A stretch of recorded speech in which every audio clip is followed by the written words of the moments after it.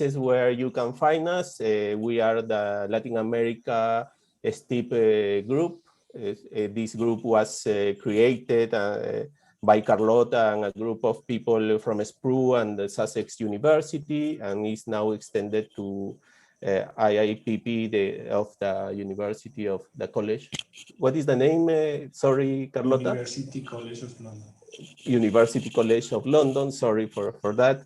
So we have an email account. You can write to us anytime you want to have information about us. We have a group. You have an email as well. You can find us in LinkedIn. We have an undisclosed group for SPRU and the other units of the University of Sussex.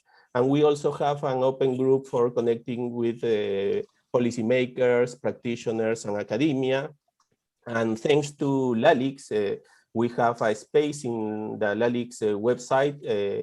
You can see the previous talks in this website. So we invite you to, if you are interested, to look for those talks in the past. So you have this array of options to connect with us. Well, sorry. And before starting the talk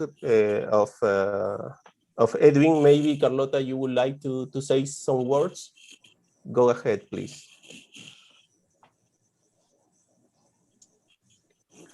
Well, basically, is there anybody who has never come to this group?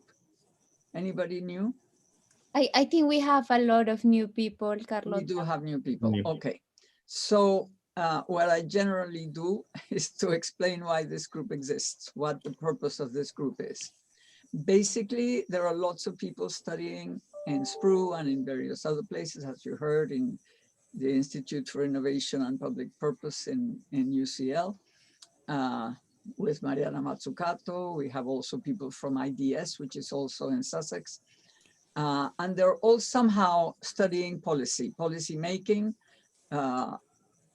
basically in SPRU science and technology policy, in IDS more development policy, and in IIPP actually a master's in public policy. So it's really people who are learning about policy. Are you all going to then try to connect with the policymakers directly, or even become a policymaker yourselves? That's not so common. What I have found is that many people just go into academia and continue along the same track of academic understanding of policy, but not necessarily helping, except putting at the very end of every paper what the policy implications are. And that's almost a tragedy. If we think of the enormous need that Latin America has for policymakers that are knowledgeable about innovation, because now any policy in any field, and especially development policy, has to be an innovation policy, has to be a technology policy. There is no way we can now think about development without including as a central piece technology, innovation. So what does this group try to do?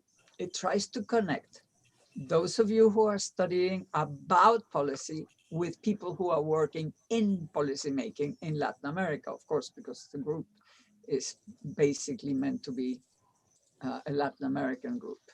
So what we have are people who have worked in the past in policymaking, or who are now working in policymaking, and to share with them their experiences, their successes, their failures, what works, what doesn't work, how does it feel, what's their experience as persons, in comparison what it could be to be an academic. But also, and most importantly perhaps, to make sure that when people go back to their countries, you don't disconnect from policy and connect only with academics from the world. Very often, our graduates continue to publish in English, which means that very often they're completely disconnected from the local policymaking stage.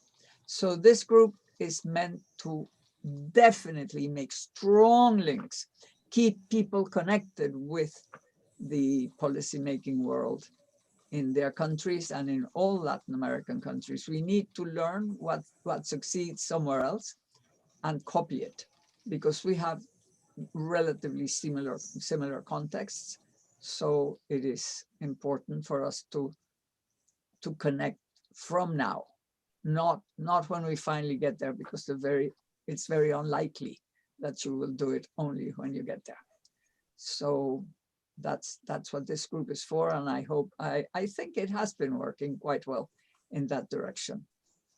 So let's now, of course, maybe I should take advantage of the opportunity and say that the topic that Edwin, who is a SPRU graduate, is going to present is not very common. I mean, very few people know what metrology is, or what quality control or norms or whatever. You know, governments all have to take care of these things, and they're very important. They're extremely important to protect consumers, to make sure that the market and businesses work properly. And therefore, this is going to be a double opportunity. You will learn about policymaking, and hopefully you will learn a little bit about an important aspect of industry especially, but in general of business, which is the relationship with metrology. So that's what we will do today. Thank you, Carlota. So now I will introduce Edwin CRISTANCHO-PINILLA. As Carlota said, he's a SPRU graduate. He got the PhD from SPRU, and nowadays he's working as a director general at the National Institute of Metrology. He has been working for this institution since February 2018, where he fosters innovation, industrial and scientific development via metrology. Most of his career has been in the public sector in Colombia in science and technology policy, including the ministries of planning and agriculture. He's going to talk about, as Carlota mentioned earlier, he's going to talk about metrology, public policy, science and technology. And that's true, that is a very specific topic. Not many people know about that. I don't know too much about that. And I think 1 month ago, I called Edwin because I needed some advice, pieces of advice about this topic, because I'm working in Peru in something related. So thank you for that, Edwin. And now I give you the mic to start with your presentation. Thank you very much for your time and the eagerness to share with us your experience. So I will start, I will stop sharing my screen so you can share your screen and start your talk. Thank you very much again. Thank you, everybody. Let me check how I share my screen.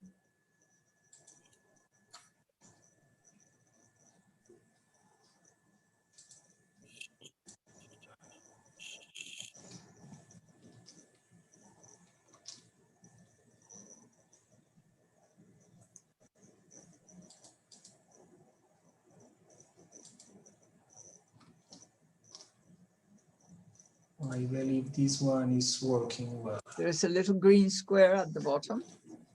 Are you? Okay, you did it. Yeah, Yes. it's working? Yes, we can see it. I'm going back, okay. Okay, thank you very much, everybody, and good afternoon from the people in the UK, especially from University of Sussex and from UCL, and also people from the National Ministry of Colombia and INACAL, which is the authority of metrology and in Peru. And thank you, Carlota and Pavel, for organizing and for the introduction. I'm Edwin CRISTANCHO. I'm the General Director of the National Metrology Institute. I'm very happy to share my experience as a public servant and how it relates with my PhD in science and technology policy in SPRU at the University of Sussex. And as Carlota mentioned, I'm gonna use slides which will be in Spanish, but I hope will be not a problem with the people who are from non-Spanish speaking languages.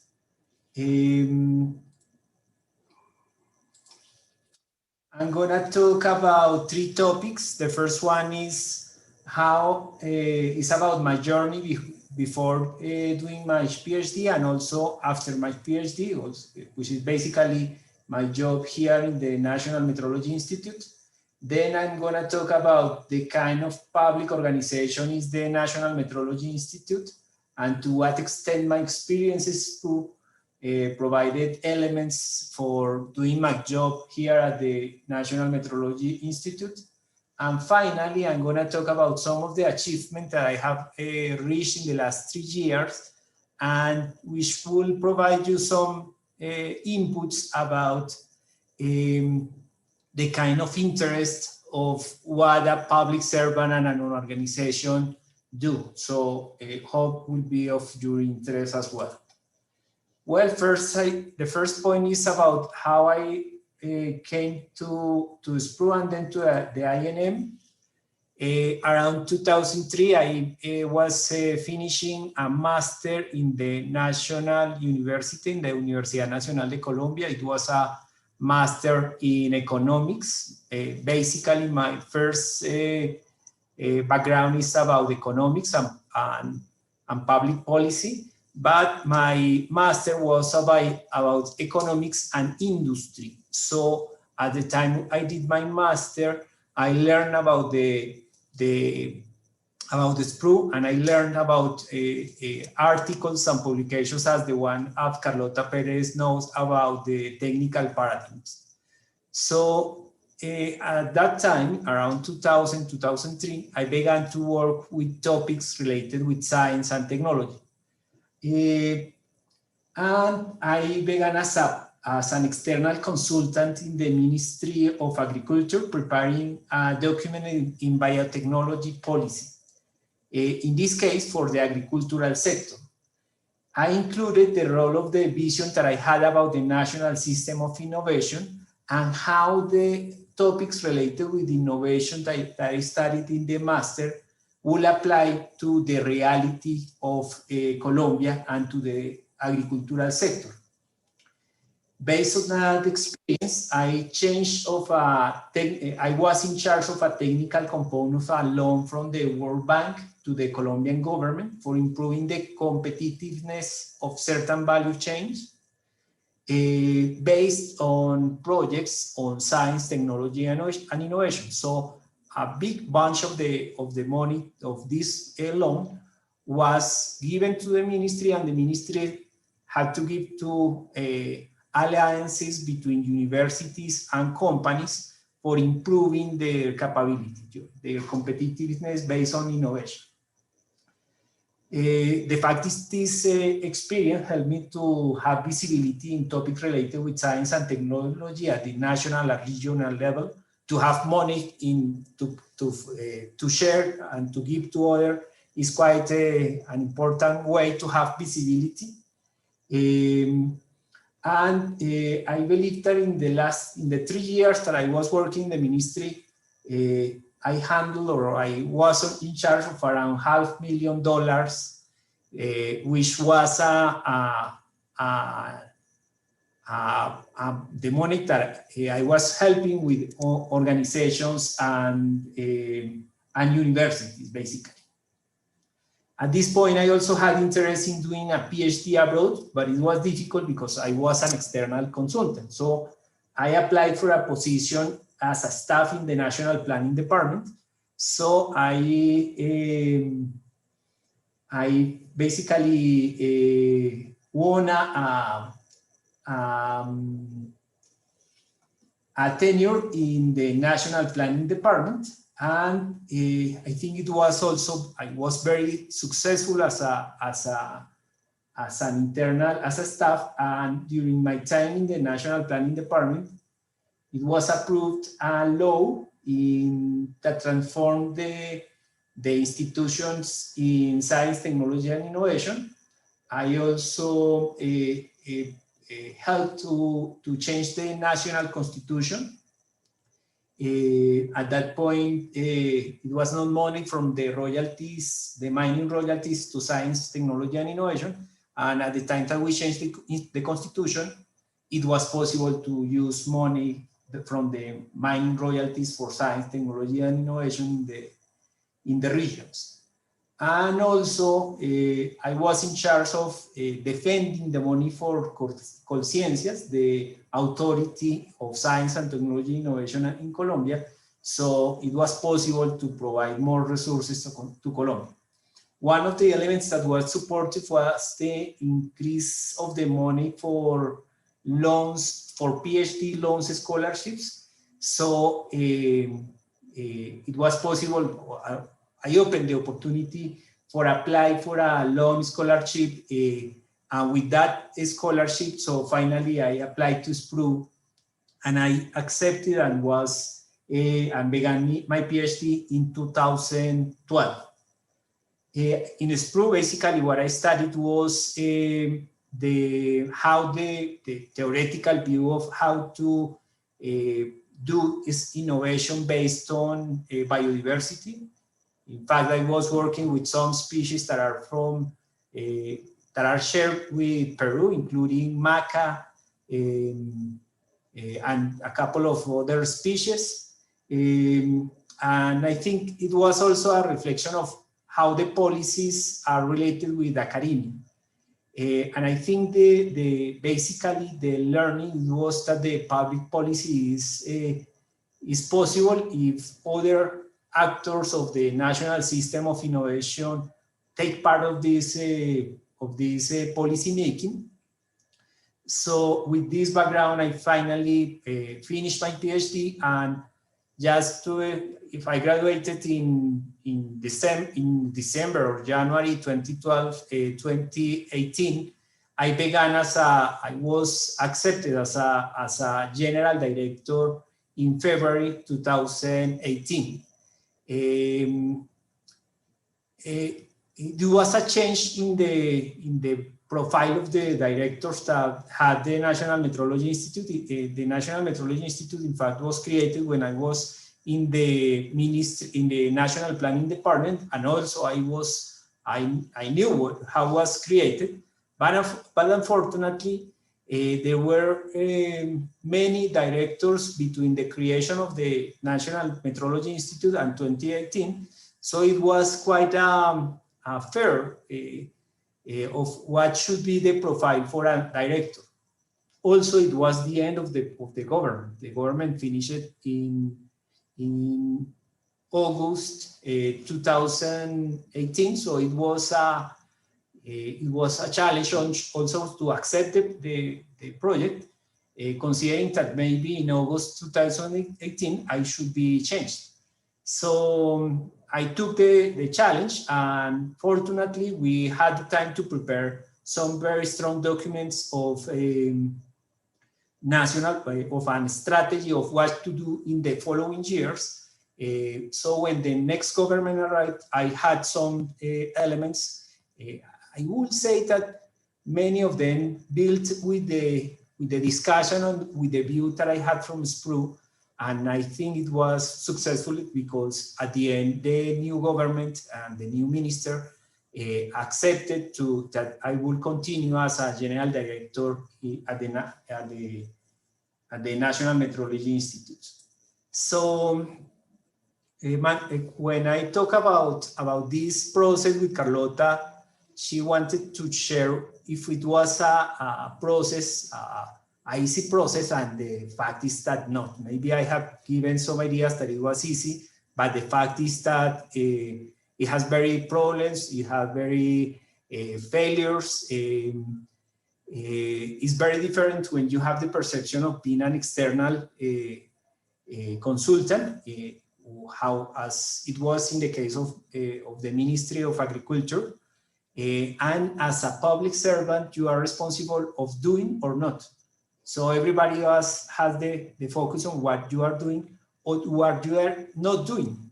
So this responsibility as a public servant is quite hard. It's very difficult. Every detail is important in this position.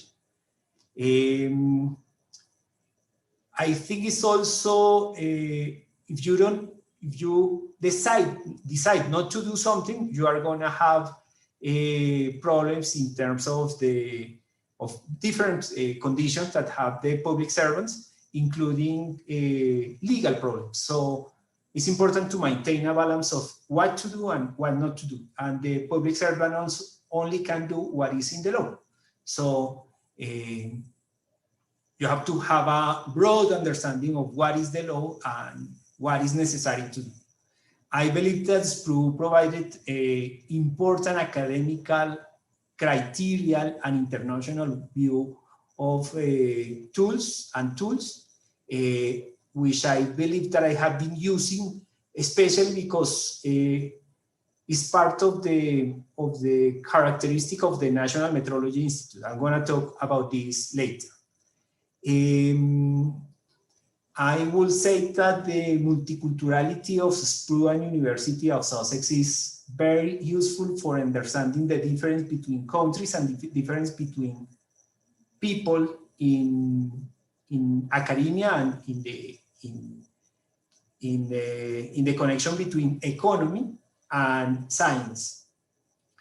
Because when you are in SPRU, you met somebody, physicist, you met some people from biology, and all with a very different background. And at the end, all of them are related or are interested in public policy, in changing not only the national view, but especially many people that we met in SPRU are thinking at the international level. So I believe that that is very important when you have the chance to pass from SPRU to be a public servant in the policy making. So I will say that it was very important, and I'm very thankful to SPRU and to University of Sussex for this experience, because at the end it's important for the policy making and for being in charge of an institution as the National Metrology Institute. Carlota asked me, well, and what I was feeling from the experience in SPRU. And I will say that the capability to adapt to attain the requirements of the public policy is something that you develop with experience, that you can learn mainly, but it was not part of the interest of SPRU. So that is something important that I will reflect from the experiences in SPRU. The second point that I'm going to talk is what is the National Metrology Institute, what we are doing, and what is the relation with science, technology, and innovation. Because you are going to see that, in fact, this is a public institution, but it's not a common public institution. So we are the authority at the national level in scientific and industrial innovation and industrial metrology. So we are going to talk later what is scientific, industrial, and what is the other metrology that we are not in charge, which is the legal metrology. We are not in charge of legal metrology, and in some countries, the same institution is in charge of everything, but in the case of Colombia, scientific and industrial metrology is what this institution is doing. We also support the development in physics and chemistry. So basically what we are doing is physics and chemistry. You are going to see what is happening here. So we have labs and we have to maintain the best capabilities of measurement in all the country. I have a joke, is that in Colombia it's very common that the football players, they have a very, very expensive clocks. The clocks that but in the case of Colombia, I'm completely sure that in the National Metrology Institute, we have the finest and most expensive clock in all the country. So this is the kind of conditions that an institute, that the National Metrology Institute have in Colombia and in many other countries. So the best capabilities for measurement are in this kind of institution. And finally, the National Metrology is in charge of the traceability with the International System of Units. It's a system that is that says what is the unit that you have to use. For example, I don't know, many of you have been in school and they use the concept of the decimal metrology system. In Spanish we'll say something like the Sistema Decimal Unidades. So this system was reviewed around 4 decades ago. When I went to school in 1980s, it was common to use the concept of metrology of the decimal system, but this is a system that was replaced by the International System of Units. So here we are in the state of the art of what is happening with measurements, and we have the responsibility to provide or to promote that this system is used in all the economy process. We also provide some services.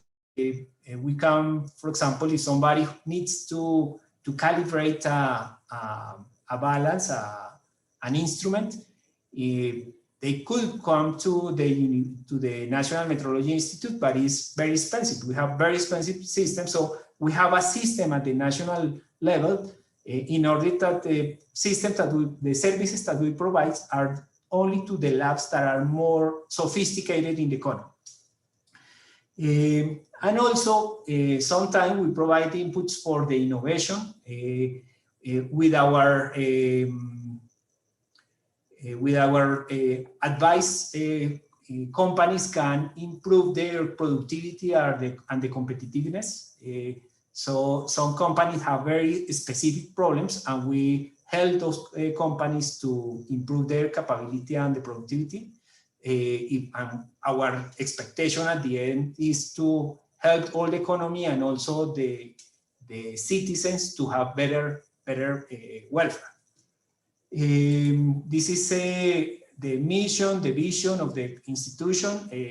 I just highlight from the vision that we want to be a research center, because if an institution of the National Metrology Institute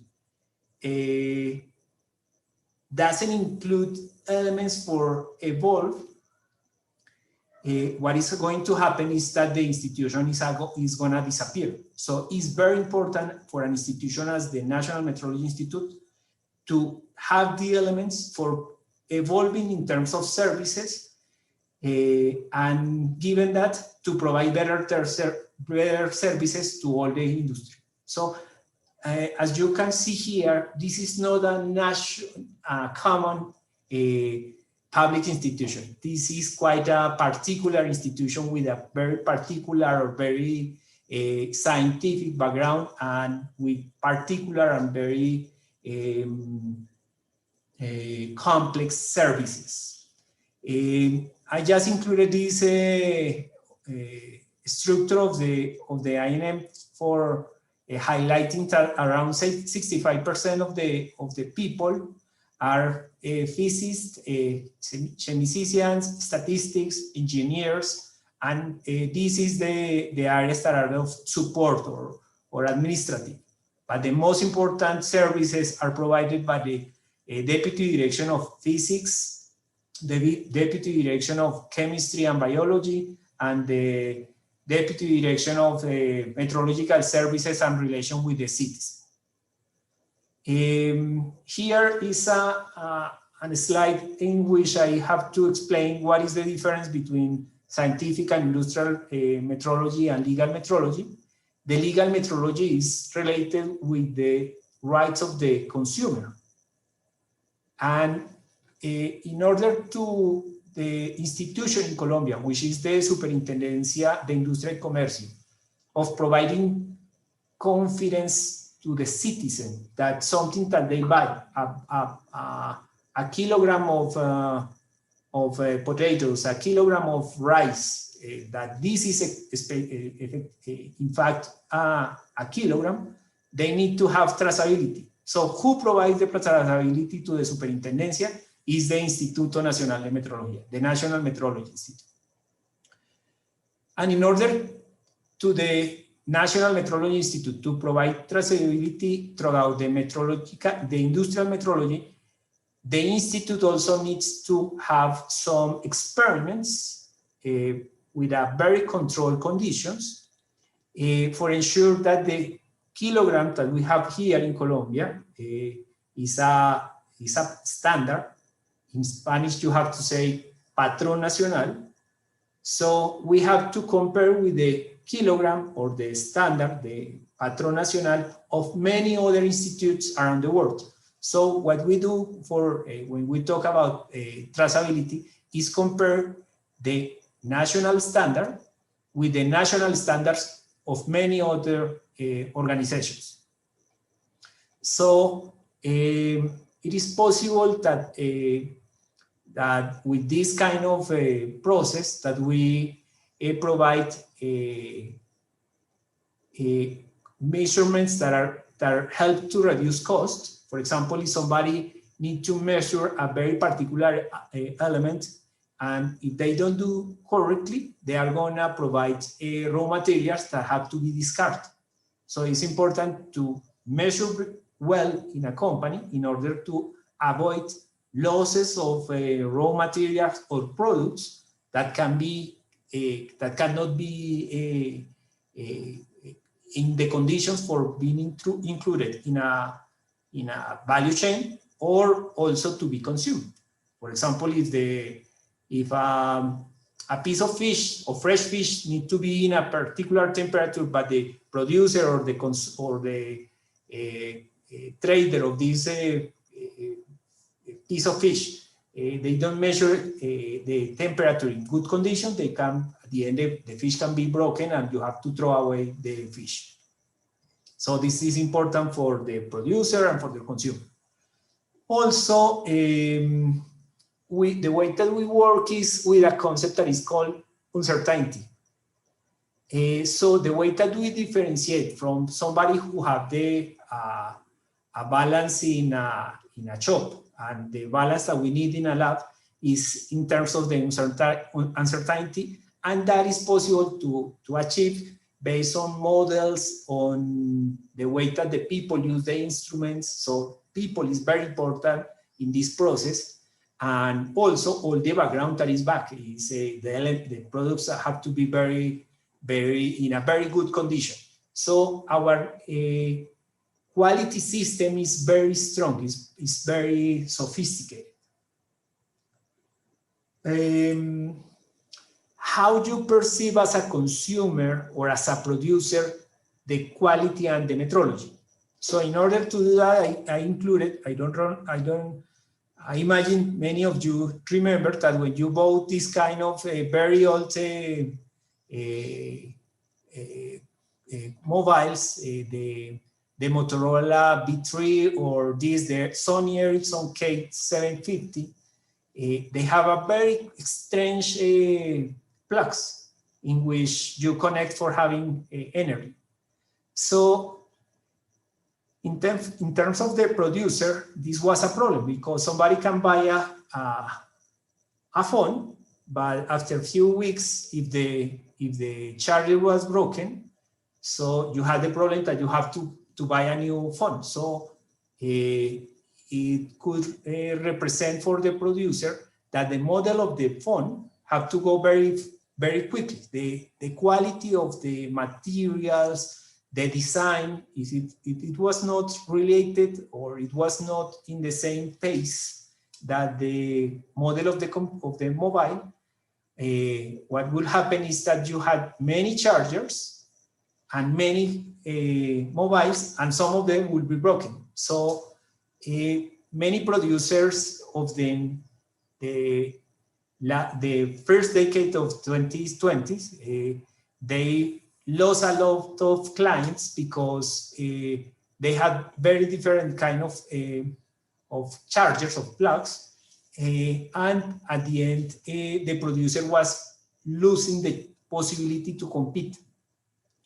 So what happened is that many of these people, especially people from Motorola, the people, Sony Ericsson, the Samsung, the LG, many of them decided to go for a more common, or to put together in a more common, and they use the micro USB, the model that you are finding here in the middle, in the right picture. So in terms of the producer, the variability of chargers, it was a problem, but also as a consumer, you have many kind of options. If you consider the problem of the producer is that if they wanted to have a new version of a phone, they had to also check for a new model of the charger, and it was more expensive for the producer. But also, if the provider of chargers was thinking on preparing or being more efficient for improving the capability or the quality of the product, they also have a problem, because they need to provide a design, they need to provide raw materials, measurements at the end that should be very expensive. So at the end, most of the producers were thinking that if they didn't have a very big market, it would be very easy to reduce cost if they agreed to have a common plug charger. So the micro USB, the one that is in the middle, in the right picture, was the decision. So many of these guys decided to follow a single one, but it needs to be agreed in a standard. So I'm gonna talk how these standards were achieved. But insisting this kind of problem for the producer or for the consumer, it was a metrological problem also. Not only metrological, but including all other aspects of the quality. Some producers, you can see the last one, the charger that is more in the right of the graph. This is an iPhone charger. So they decided that they were not going to agree about the micro USB. They decided, we don't care if the quality is good or bad. We decided to follow a different path in the plug. So this is also an opportunity. So the standardization will involve aspects of design and will involve aspects of agreement between parties, and one party could decide not to be part of this decision. So we are going to talk something about what is happening in this case and why this situation is also happening. So in order to have a different perspective of this problem, I'm going to talk about the first, second, and third party data.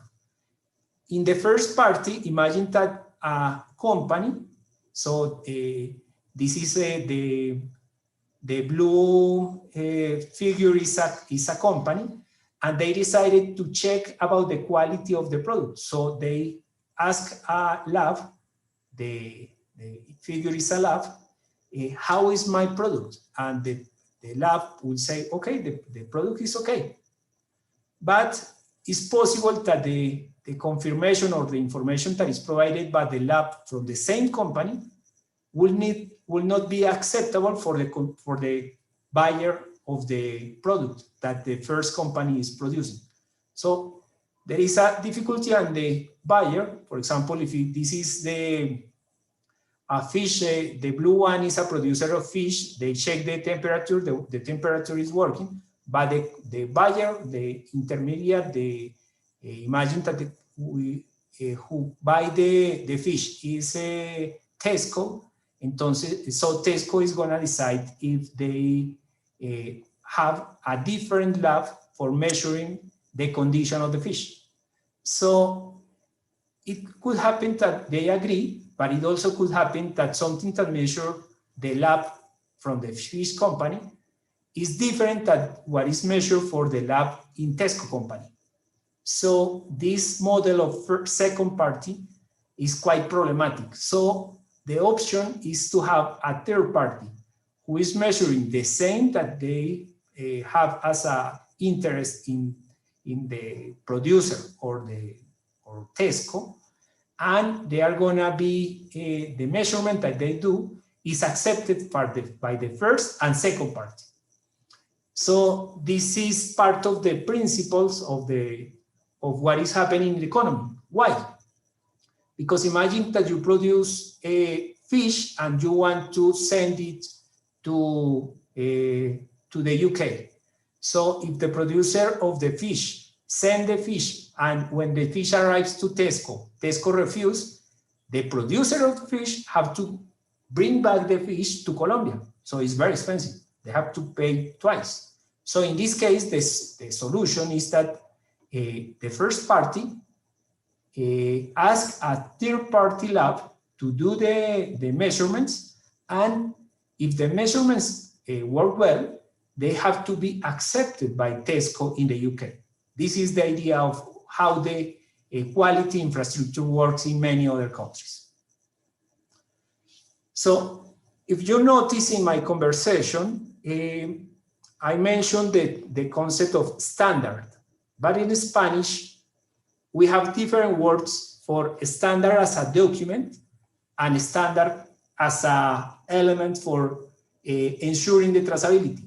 So this slide is to show what is a kind of standard. In this case, a very common standard is the ISO 9001. One that is very common in metrology is the ISO IEC 17025. This is for labs, the one in the right, and this is very common for any kind of organization, the one in the left. So this is a concept of standard. In Spanish we call norma técnica, and the way that we work for having a norma técnica is that we ask an organization like the ISO, in the case of Colombia is Icontec, and we ask to have a committee, and the organization ask the producers and the consumer and the retailers to discuss what should be the standard that have to have in a product. So this is the first kind of standard. Now I'm going to show you the second kind of standard that happened in Spanish. That is, in this case, is called in Spanish patrón. So in the case of the physics, a kind of patrón is like the one that you have here.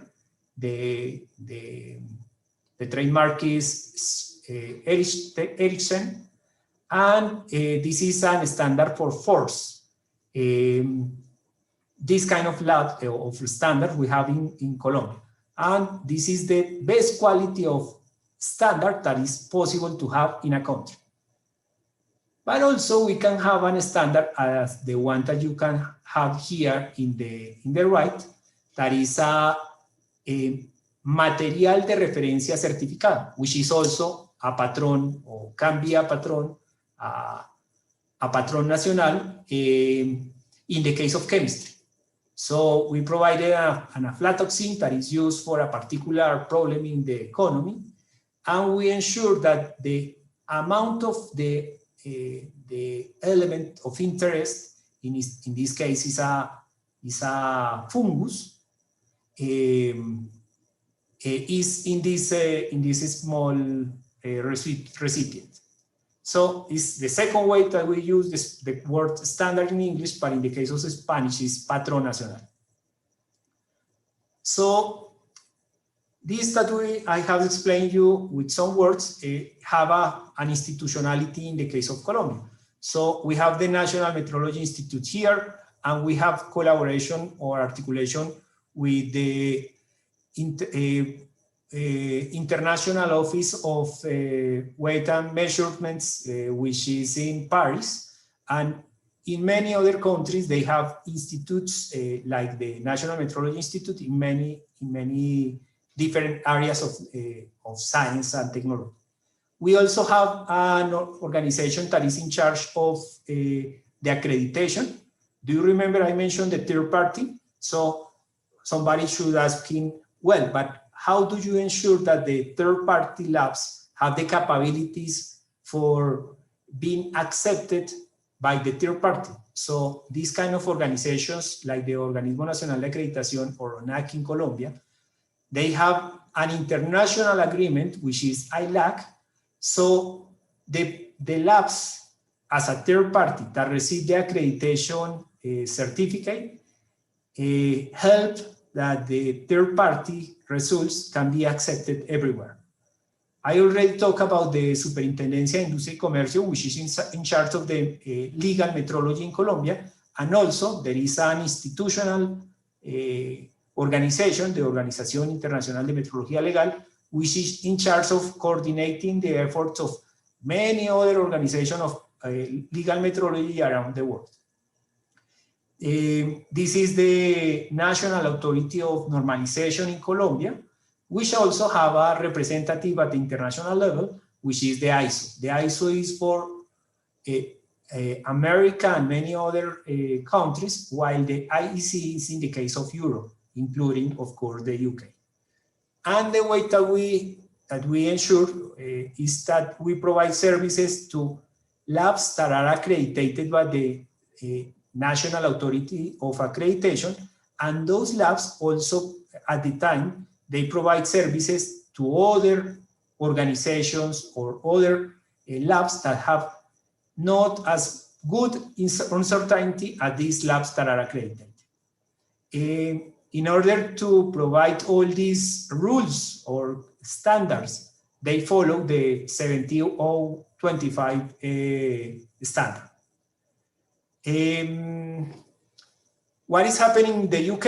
So in the UK, our peer is the National Physical Laboratory, but the National Physical Laboratory only provides traceability in physics. So there is another organization that are specialized in chemical traceability in this case.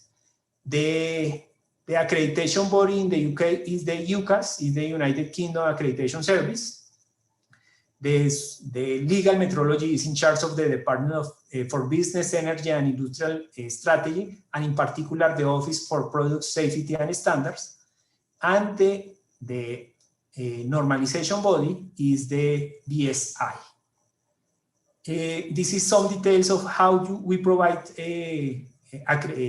traceability in a product or in a particular measurement. So we follow the rules of the International Office of Weights and Measurements. We use the International System of Units. There are 7 units. When was the French or the decimal, it was only 5 units or 4 units, sorry. This is an international conference, which is the meter convention. Every country have a national metrology institute, and we help us with the designated labs or designated institutes and the multipliers. If we provide a calibration here, a multiplier that receives the service from the National Metrology Institute provides hundreds of thousands services, and when here happens, so it happened thousands of millions of measurements. So when you provide that services here, can be accepted everywhere based on this traceability mechanism. What is the International System of Units? It was adopted in 1960 by the conference which worked with the meter convention, and it helps to unify and help with the commerce everywhere, because it is very difficult if I say I'm going to measure here in kilograms, but in the UK they decided to measure in another unit, so it will make very difficult the commerce. So if we measure and we send a kilogram of coffee to the UK, I expect as an exporter that in the UK is accepted as a kilogram of coffee. So we both have to agree what is a kilogram, and when the consumer at the end want to buy a coffee of kilogram packed in Colombia, it is accepted without any restriction. I just have talked about a condition that is the weight, but it happened with every other kind of element that can be measured. For example, the acidity of a coffee, or the presence of a heavy metal. So to have this kind of system that help to have a conversation between producer and consumer is very important. Very important. Those are the 7 units of the international system of units. Maybe the most common is the kilogram, but also the meter, the second, the ampere, and less common are the Kelvin, the mole, that is the only one for chemistry, and the candle, that is also for physics. I'm going to talk here something about the transition and what is happening, why every time we are thinking of something different. Some people say, well, but what is the problem with the meter? I think that is the same meter. I think it's the same. But in fact, no. In history, we have many changes of what it was first, the measurement, the units of measurement, and why we have so many advantages of having a unified system.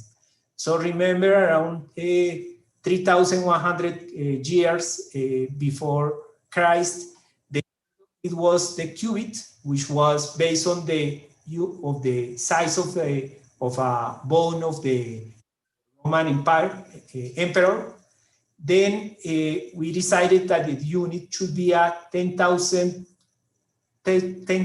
part of 1 quart of the Earth. That is not exact now. We have a few years after we decided that we were going to have an Earth-based measurement. Scientists checked and they said, it's a problem. There is not exactly 10,000 times a meter of this measurement, so they have to check again. It happened around 150 years ago. And now, in 2018, it was decided that the meter was going to be based on the second. And the second was going to be based on another quantity. So we have made very important revision of the system of units. And now all the units of the international system of units is based on constant of the universe. So we pass from something that was a bone from the emperor, but if the emperor was bigger, so the unit is going to change. Despite that, the pyramids in Egypt were quite well built, but you have to be very sure that everybody accepts the bone of the emperor as a measure. As we don't have a world emperor, what we decided was to agree between many countries what to accept as a unit in order to improve the possibilities of trade around the world.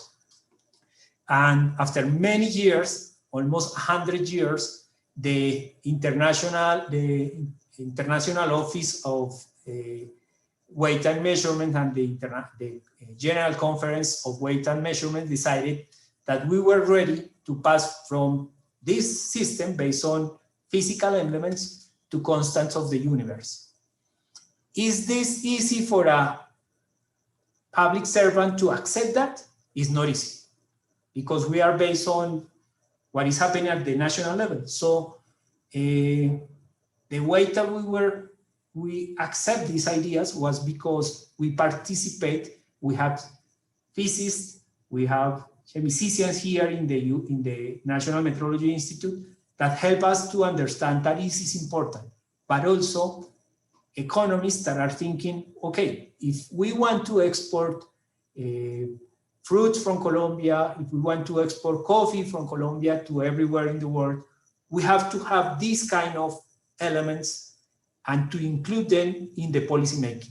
So this kind of artifacts, institutionality, is important in order to improve the condition of Colombia to compete is important in order to provide confidence to the consumer. So despite that it's a very technical, we have to be sure to be to have the confidence that is going to be accepted for the policymakers and for the industry. Many times in our conversation with the industry, they say, I don't know why the National Metrology Institute is working with that. So we have to translate the problem of the producer and the industry to this kind of system in order to solve a situation.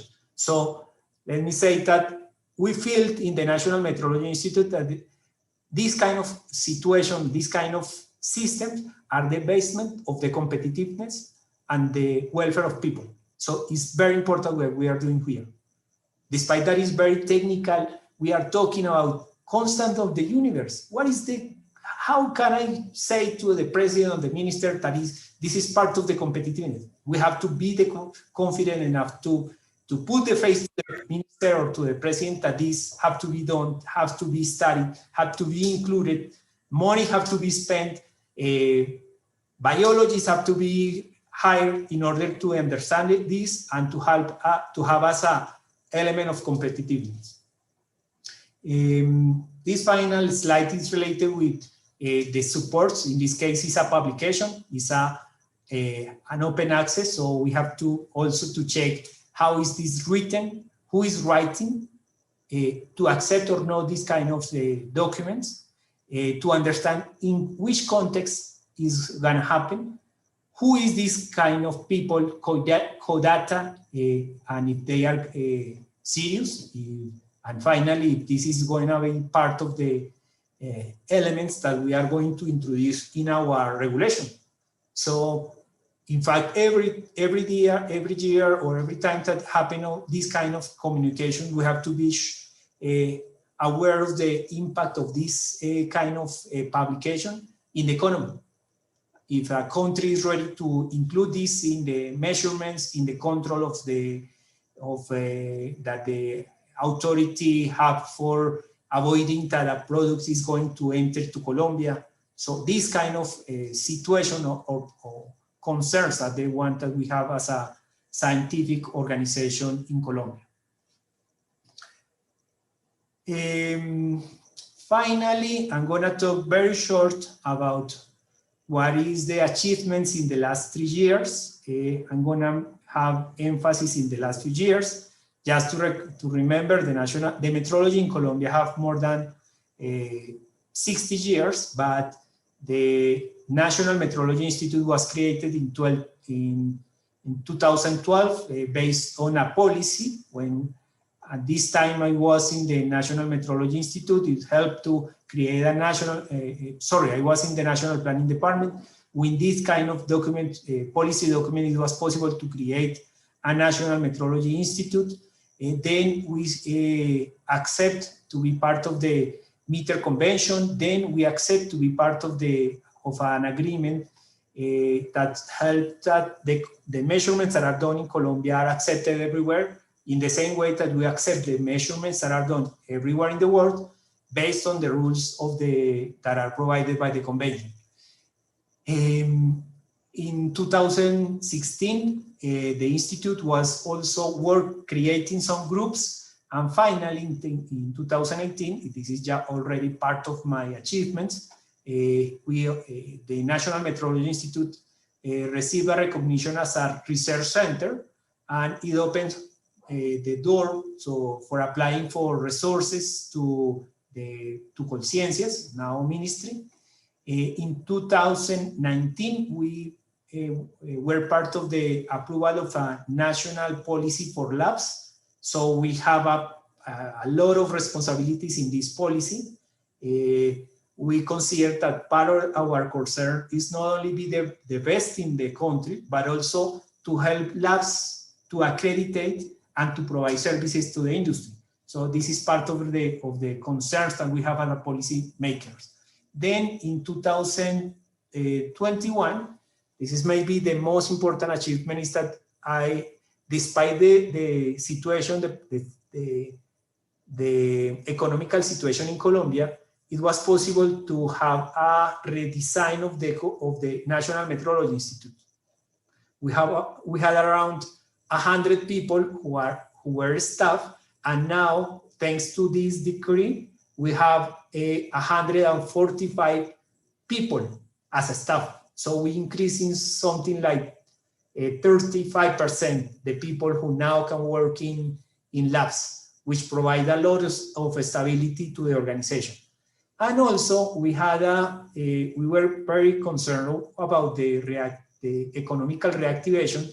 So we say we can do more for the labs that are working in the regions. So we provided inputs for the document, or a policy document, that is Compass 4023, for the reactivation, in which there is a chapter in which we, as a National Metrology Institute, together with Colciencias, now MinCiencias, we will provide resources to labs in the regions in order to provide services for export. So this is the kind of achievement that we have, and we have obtained in the last few years. I like these slides because many people ask me, well, but why is necessary to have a particular or an individualized National Metrology Institute?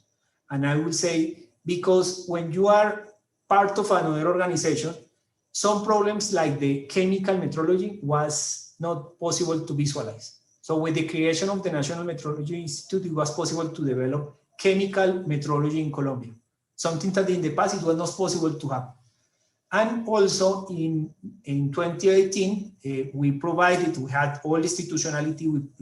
It was possible to produce reference materials, and we began to think, is that the way that we need to solve chemical metrology? So in the last few years, based on that achievement, we are self-thinking, criticizing ourselves of what to do next. So the Deputy Direction of Chemistry is now working in another way to provide services to the industry and to the producers. We have increased the offer of services. We are now opening a comparison. I mentioned in the past that the way that we ensure our capability is comparing with other countries. But for the first time, Colombia is one of the organizers of a comparison with many other countries in Latin America. Together with the German National Metrology Institute, we organized an international comparison in temperature, which was an important challenge for the physical metrology. We are increasing our effort for training in metrology, and also we are working now in intensifying the research, development, and innovation team. From the people that we were able to increase the capabilities with the redesign of the INM, we have something like 15 PhD in chemistry and biology and physics. So we expect that these people with PhD will increase the capability for having more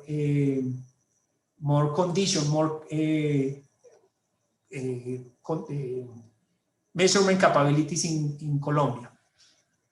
And finally, this one is the last achievement, is a project which is based on reducing the gaps of competitiveness for small, medium companies in Colombia.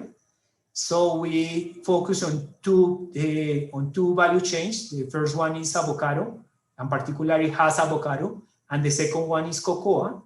So we decided to do a complete review what was necessary for increasing the competitiveness of small, medium, and enterprises in Colombia on these two value chains, based on standards, accreditation, and metrology.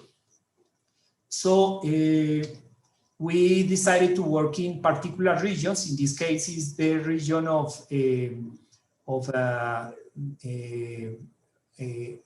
cacao production. The most important region is Santander, and in the case of avocado, the most important region to produce is Antioquia. For those who know Bogota, Bogota is here, is the capital city, and what we are trying to think is, despite that the National Metrology Institute doesn't have presence in everywhere, the labs, they can have presence everywhere. So our interest is to provide services in metrology throughout the labs. And also at the national level, we have to think in all the elements of the quality, including normalization and accreditation of laboratories. So I finish here. Sorry, I think I maintained the hour in my talk. So now welcome all the questions and comments related with this presentation. Thank you very much, Edwin. It was a very interesting talk, especially for people maybe who are not so related to metrology and standards. And I'm now more aware of the importance of these aspects in the competitiveness of industries and of our countries, and the importance for firms to access new markets and new value chains. So I think it was quite important, quite interesting, the talk you gave to us. So I will open the session for questions and comments. So first, Carlota Perez wanted to say something. So Carlota, please go ahead. Thank you. Thank you very much, Edwin, for a very interesting, very interesting presentation, because I think there are very few of us who really know how complicated this whole issue of measurements of weights and things, and in both trade and in scientific endeavor. This is like a hidden thing. And when people talk about development, they talk about, you know, we produce this, or we can export this or the other. And these details, which are crucial, because you cannot export if you don't follow the exact measurements that you say. Consumers also, you have to know what the weight of something really is. Are you being cheated? Are people really responding to what they're offering? And of course, in things that have to do with chemicals and additives and all these things, there can be laws that the government you know, to protect consumers, maybe that certain things cannot be added here or there. Whether something contains something, there is also the need for a laboratory to make sure that you don't include some forbidden thing, or that you do include something you're offering. So in fact, all these things are hidden.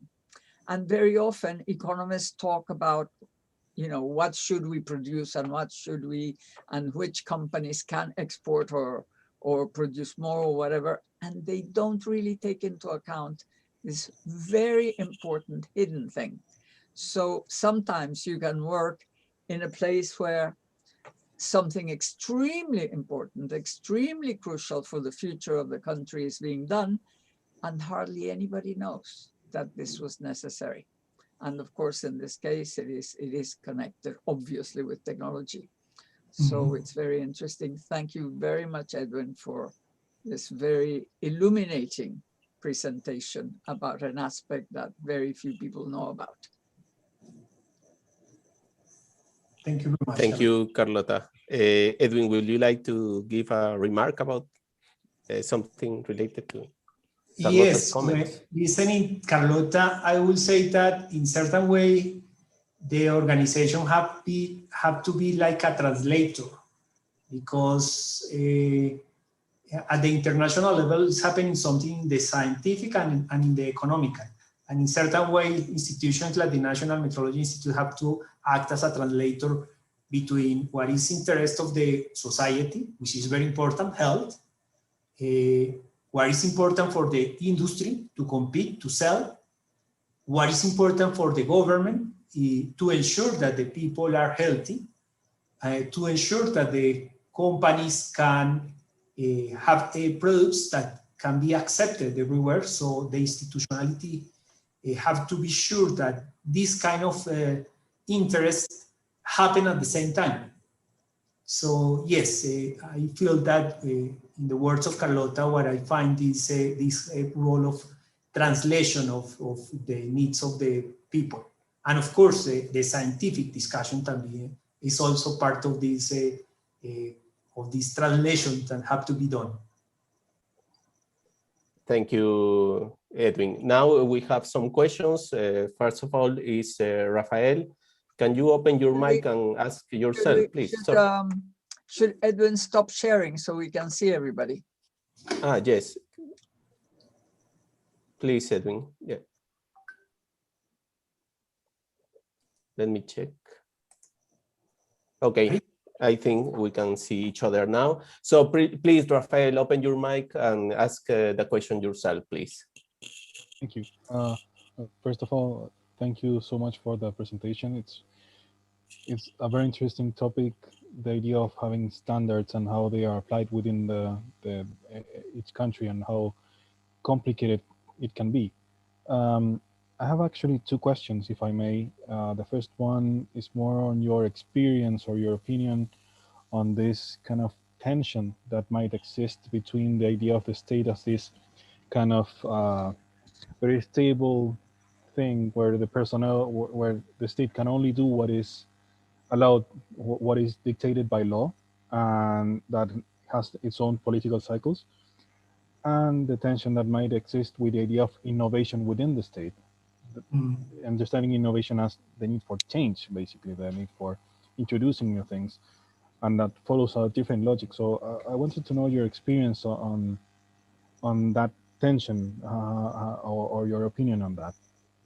And my second question is on the introduction of new standards. I know you spoke a little bit about this, but if you could give us a bit more detail on, for example, I read that some years ago the kilogram was finally defined in terms of a constant instead of having this kind of metal ball that weighed exactly 1 kilogram. And how do you introduce these new measures into the country, understanding that not everyone has the technology to exactly have like that measure, or what are the different problems that may arise from that introduction of new standards? Mm-hmm. Thank you. Okay, thank you very much, Rafael. Well, the first about the tension between what is stating the law and the interest of the industry for innovate. Yes, it can happen, but also the policies have given more emphasis to the innovation. So the institutionality, the laws, the policies, the organizations, they have more tools and more mechanisms to ensure that it's possible to support innovation in companies, also in public organizations, that in the past. I think it is happening. That is the best? No, we can do more. We can do more, and we can, and I believe that the discussion that is happening in UCL, what is happening in SPRU, are providing inputs in order to make more in the public policy for improve the capabilities of innovate of countries, particularly companies.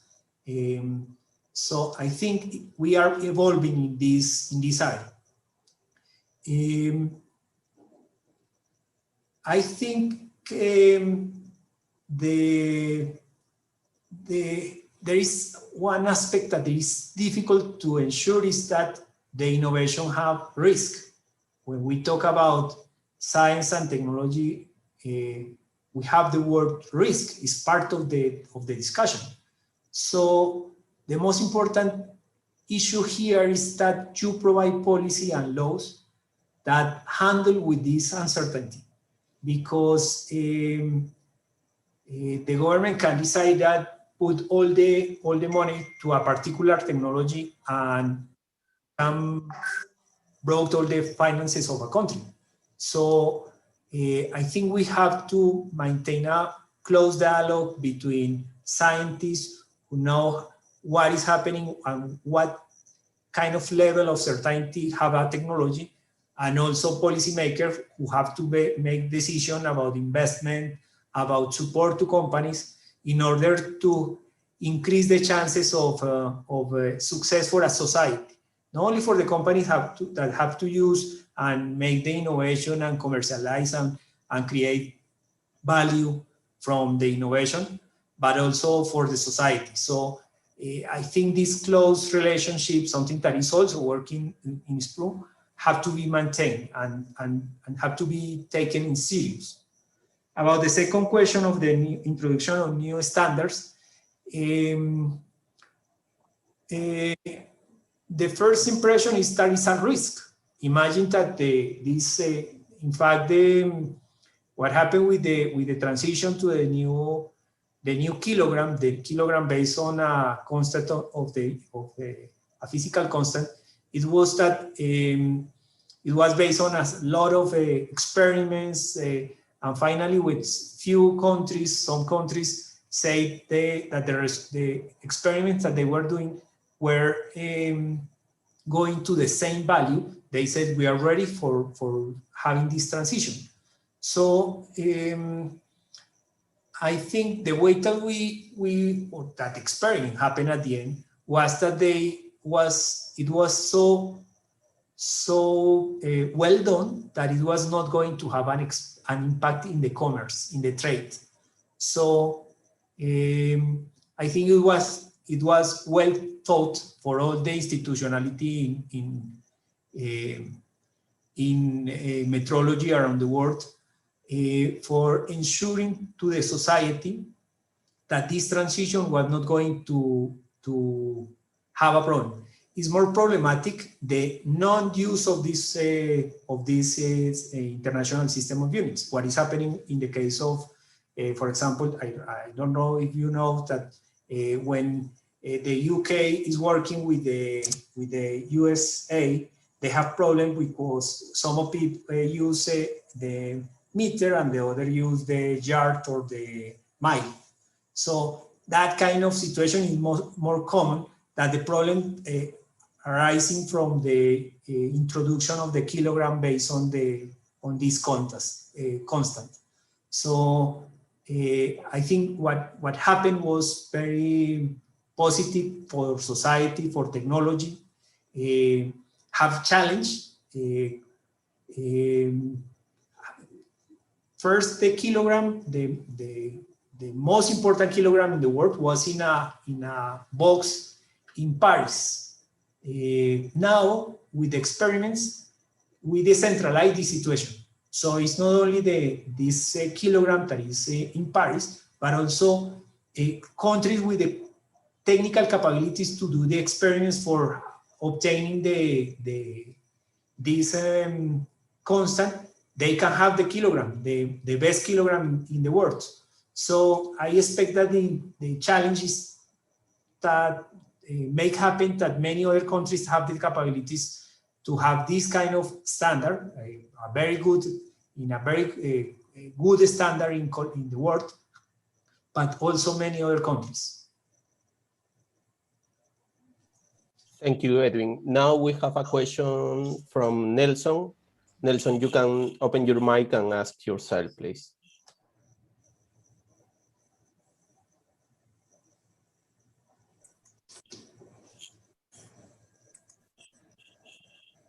Hello. Well, I don't know if Nelson can hear us, but he wanted to know about how to support companies to fulfill standards to avoid problems in trading their goods. So what is your experience in this area? How the institute or the other organizations in Colombia can support companies to have the capabilities and also to overcome problems with the standards, to fulfilling standards? Perfect. Thank you, Nelson, for the question. And it's a very interesting question because many people thinking metrology as something very expensive for a company. So there is a principle in the quality system and also in metrology that the metrology and the quality have to be adjusted to the need, to the conditions. So if you have a shop and your shop sells potatoes and you just need to weigh potatoes, a balance that have standard conditions is not a problem. But if you have to measure the active compound of a drug or a vaccine or heavy metal in food, you have to be very careful how to measure that. So when you need to buy an active compound or a heavy metal, you have to improve the capabilities that have the shop. You need to be able to separate what is 1 microgram from what is 2 micrograms, because some people have to can risk the health if they do 2 micrograms of certain active compound. So the first principle is that we need to support that small or medium company. We have to know what is the business of this company.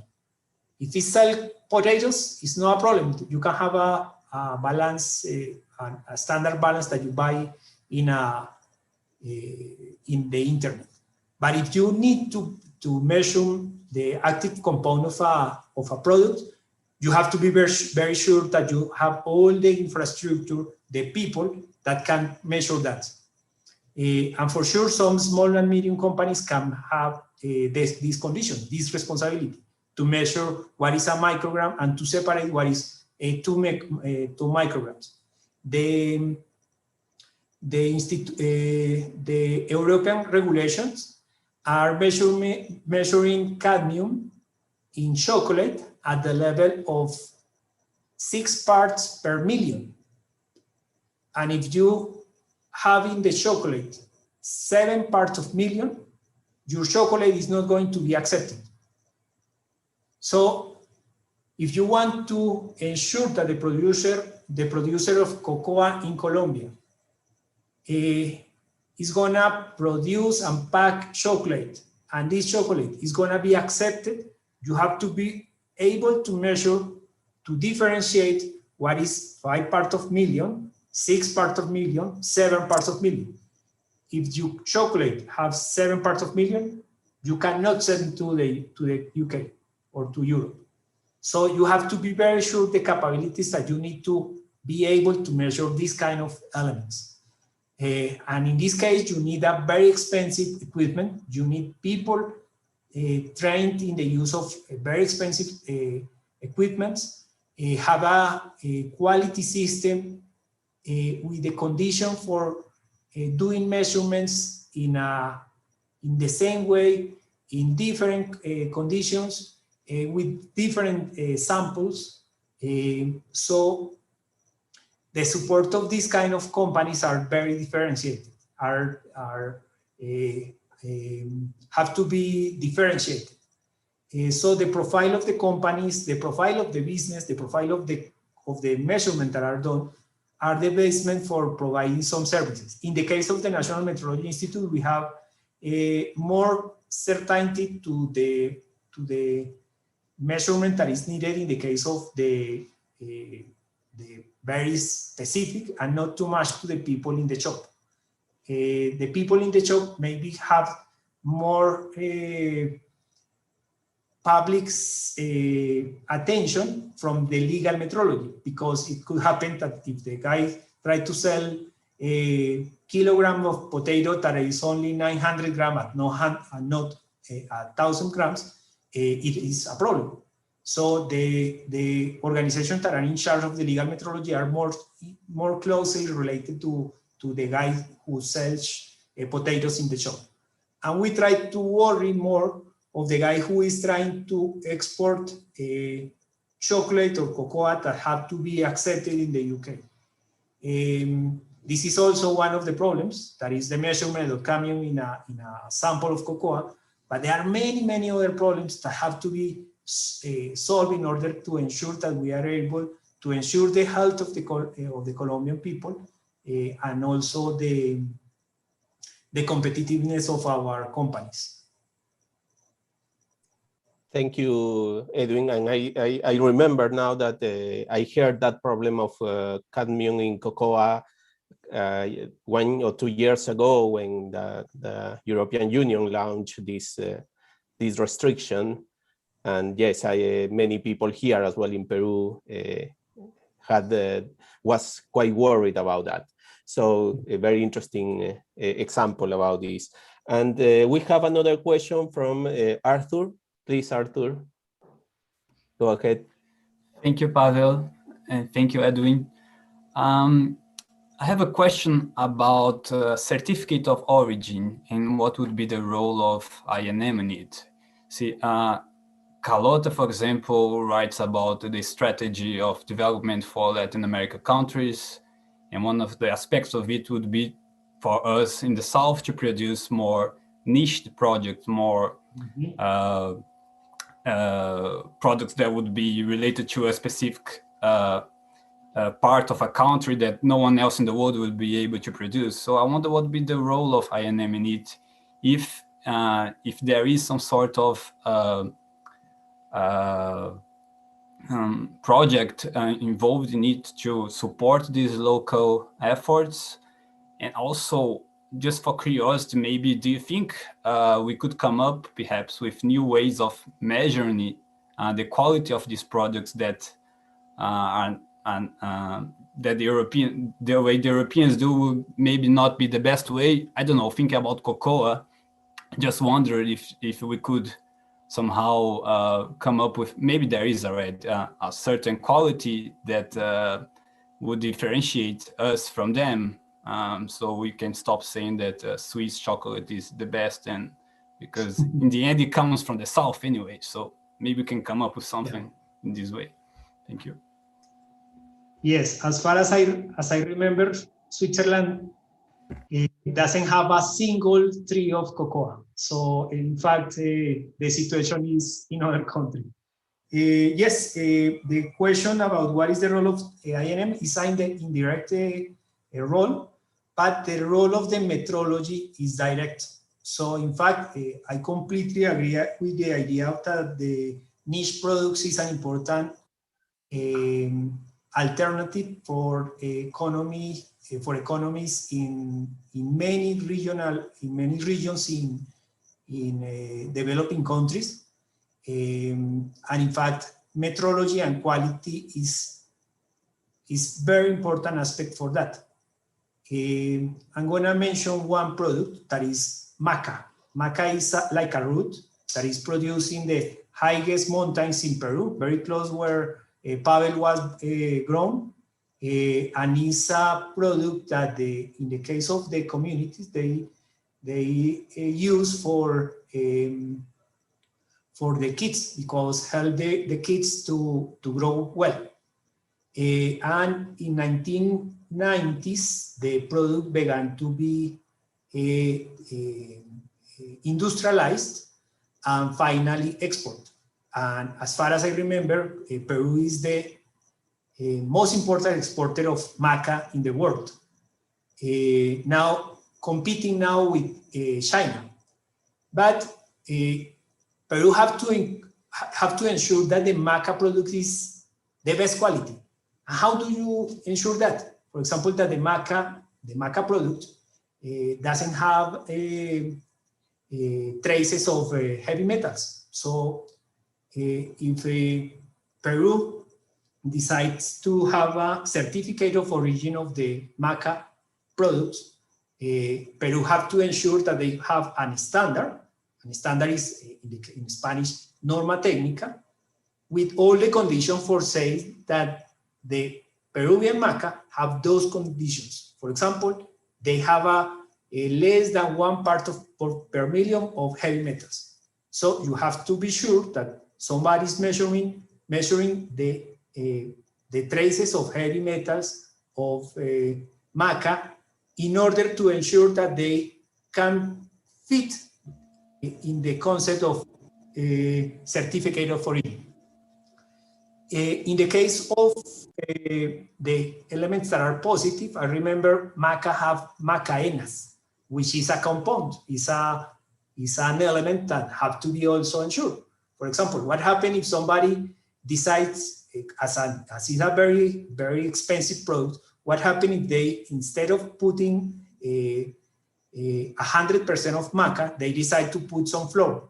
So the amount of macas, of macaenas, the important component of maca that provide the value, the high value to have in the international market is reduced, they can be cheating the consumers. So it's important to have clear what is behind the certificate of origin, usually it's a standard, and that the producer of these products, that can be pills, that be a flour of maca, fit with the condition or the requirements that are given in the standard, norma técnica in the case of in Spanish. Okay, Edwin, sorry to interrupt, just to ask on that. Is there a way to measure, for example, the scent or the taste of it? Is there a standard for it as well, or am I crazy? Yes. There are many techniques in order to measure this kind of elements. It depends of the element. You can have like some people call, for example, a chemical noise, a chemical nose, in order to ensure that some elements are present. In other case, you can have chemical elements that you need to check if they can react in order to confirm the presence. All the quality infrastructure is on the back of the certificate of origin, and many techniques can be used in order to ensure the quality and the confidence for the consumer about this kind of product. So not only metrology, but also standardization and accreditation, because if somebody wants to export maca and they have a first part lab, but not this first part lab is not accepted everywhere, you have to go for a third part lab essay. So all the infrastructure is back on the confidence that the economy have about the certificate of origin. Thank you, Edwin. Now, Carlota, I think, has another question. Go ahead, please, Carlota. Open your mic. Yes. Thank you, Edwin. This is really interesting. I was just wondering, do you think that the fact that you did this PhD in SPRU makes a big difference for you in your job? In what way? Yeah, definitely. The answer is a highlighted yes. When I was, before going to SPRU, I would say that my interest was on knowledge management and how to do things. Now in SPRU, I was thinking, well, I could do that very, very different, what I was doing before the PhD. So the policy making is a challenge, and I completely believe that the SPRU inputs provided with more skills, more critical view for facing the challenges that have an institution like the National Metrology Institute. And I'm sure that it happened in every other kind of institution. I highlight the topics that are important. First, the critical view of what is happening. The second is the international relations. I will say also the respect for the technical discussions. I remember my supervisor saying that many problems in the world are solved not because are the best way, but is the the way that was accepted by many other countries. So many aspects of the thinking, the discussion on what is happening in SPRU and what is happening in, for sure, in UCL is also an opportunity for improving the conditions of the capabilities of the policy making in Colombia or in many other countries. So I'm very grateful of the experience in SPRU, and I believe that it's important to have the time to step back, to check what you have done and how to do it better. So I will repeat. I have another question. You said that most of your personnel, 65%, were scientists and engineers and so on, obviously, because that's the very specific thing that you're doing. But I was wondering, did you ever have to ask any academics for help? Do you ever go to universities, or do you ever ask them to come in and solve something for you? Is there a connection between your work and what happens in universities and in research institutes outside yours? Yes, and we try to do it more systematically, because before it was because somebody, a particular deputy director, was interested in this kind of relationship with the academia. But now we are trying to do it more systematically. So I know that is quite difficult, but sometimes we try with the people who are in the time for graduating. We invite them to the labs in order to make them to become in love with what we are doing in metrology. It's not easy to train a metrologist. Also, we are doing research project together. We have a very close connection with the National University of Colombia, which is no more than 150 meters from where we are. So it's very easy to have connection with the National University of Colombia. But we also are trying to open connection with other universities that have capabilities for research in metrology. So a project that began 2 years ago with a private university, Universidad de los Andes, was thought in order to use a technique that we don't have here in the National Metrology Institute for solving a problem that we have. So we don't have capabilities in optics. So we are expecting that the knowledge that they have in optics, in physics of optics, can help to solve problems that we have with the uncertainty, with the length in particular. And we believe that this kind of experience that can increase the chances that we have for developing new quantities. So we have connections in terms of research projects. We have connections in terms of involving people that can become now our metrologists. And we also are trying to begin processes of masters with people who are already physicists or chemicians in order to increase, to move to metrology. When a university have a program of chemistry or physics, not necessarily they are thinking on metrology. So we try to involve and to ask people to come to know what we are doing in order to convince them to work in topics that we are interested. For example, once again, optics is something that we need because now the economy asks for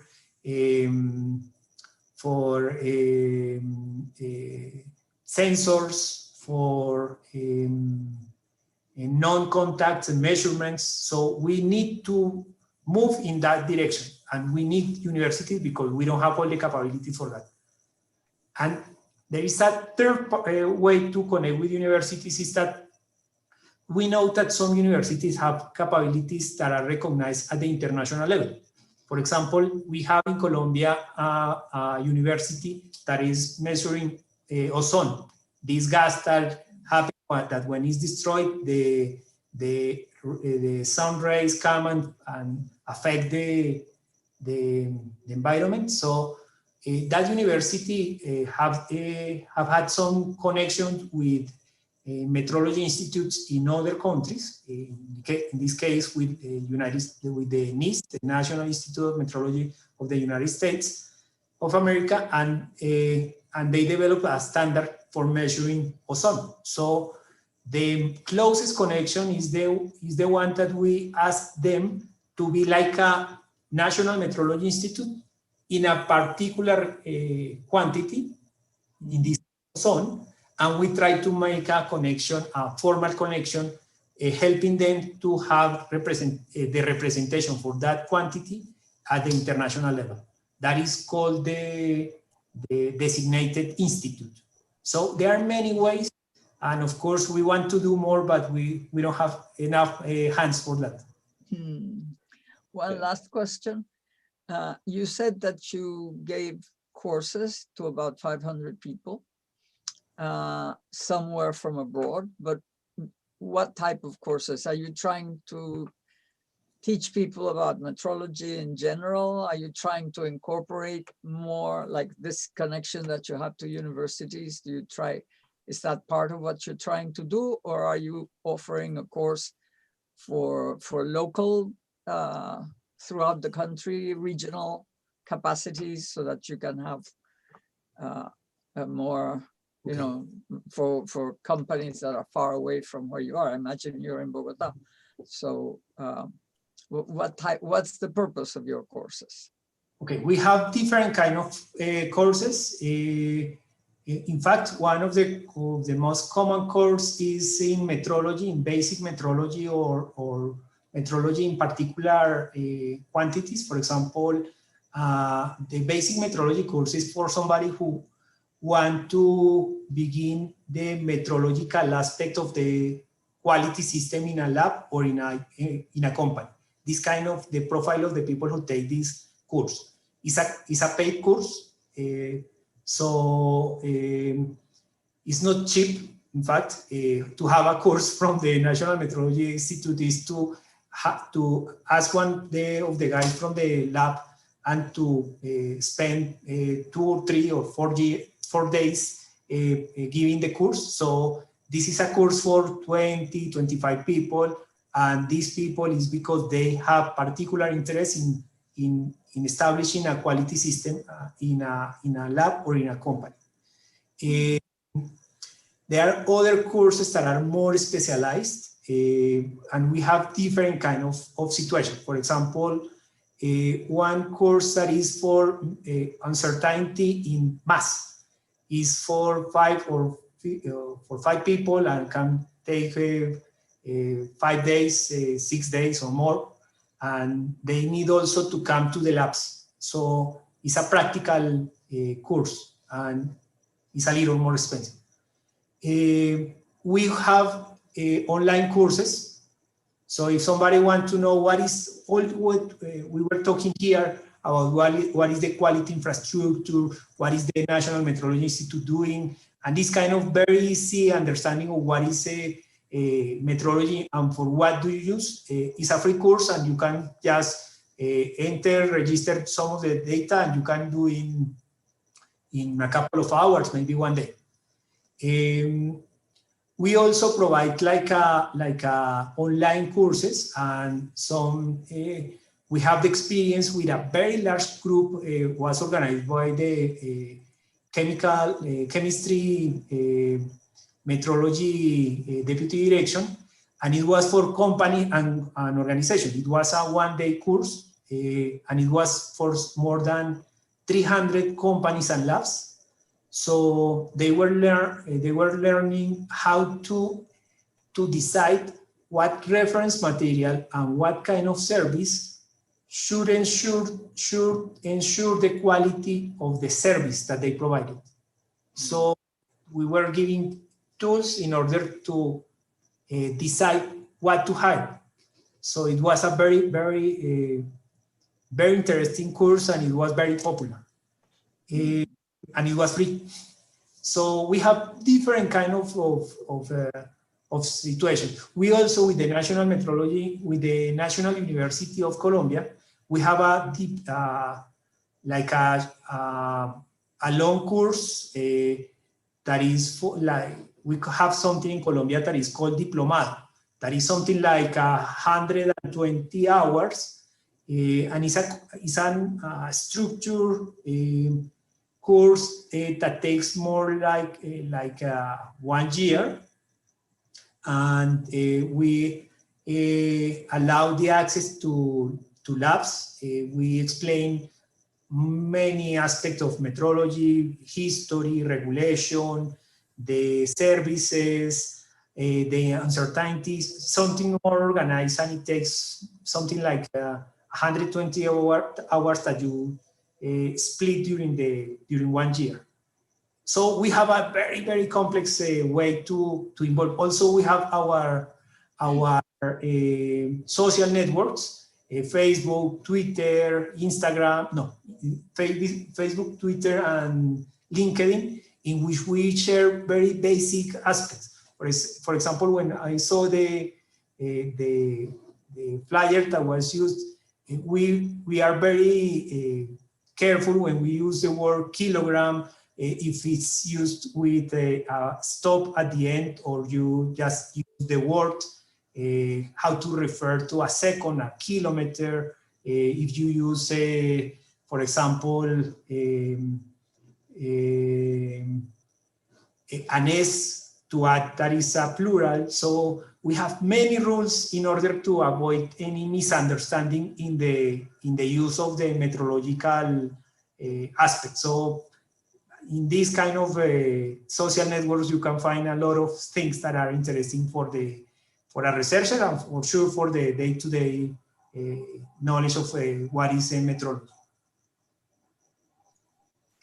Thank you, Edwin. I think we don't have more questions in the queue, but I remember. We have 2 minutes to say goodbye, Yeah. and thank you.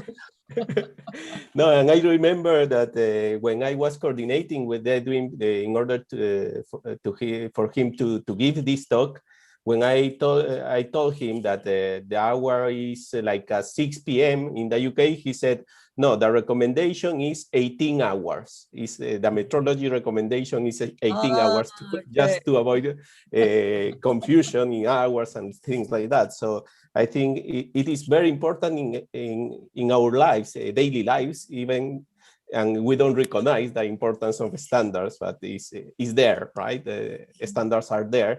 So thank you very much, Edwin, again, for your time. Your talk was very, very interesting, and I think enlightening for people who are not in this area. So it was really nice to hear all this stuff related to standards, to measures and things like that, and how important they are for competitiveness, for opening opportunities for firms, especially from Latin America. So